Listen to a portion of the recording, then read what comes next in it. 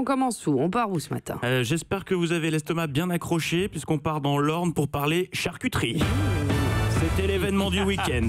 9 participants surmotivés, encouragés par une foule en délire, une compétition sans merci. Hier, à Mortagne-au-Perche avait lieu le concours du plus gros mangeur de boudin noir. Oh là!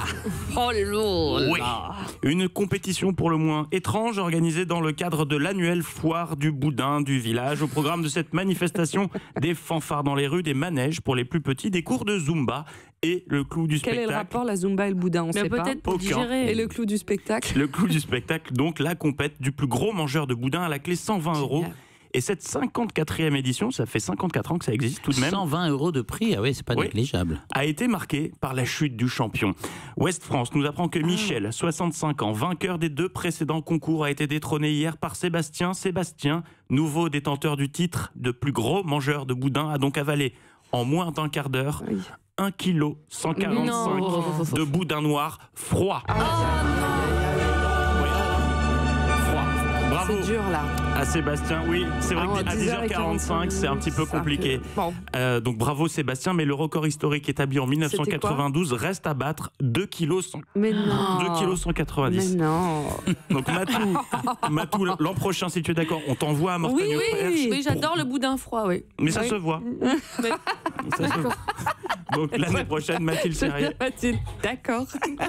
Très bien. Ok, merci Un Bertrand. chiffre sur le boudin. Oui, là, il y avait des sacrés chiffres sur le boudin. Oui. On le fera en une du jour, un jour. Bien sûr. Autre chose, Bertrand? Oui, mieux vaut tard que jamais, c'est Sud-Ouest qui nous raconte cette histoire. À Langoiran, en Entre-deux-Mers, Muriel a reçu la semaine dernière une carte postale d'anniversaire de la part de sa sœur. C'est très sympa, mais problème, ça n'était pas du tout son anniversaire. Ce n'est qu'après avoir observé le cachet de la poste que Muriel a découvert que cette carte lui avait été envoyée le 4 août 1997. Il y a donc 21 ans. Ironie de l'histoire, sur l'enveloppe était inscrite la mention courrier urgent du Pays Basque. Et sa sœur avait précisé en espérant qu'elle arrive à temps. Bon bah, raté. 21 ans, raté. pour 21 ans arriver, plus c'est tard. fou. En même temps, c'est charmant. On Oui, termine c'est avec un charmant. bonus? Oui, on en parlait il y a quelques instants. Courtoisie au volant et respect du code de la route. Dans la série Plus c'est gros, mieux ça passe. Info de l'éco-républicain à Chartres.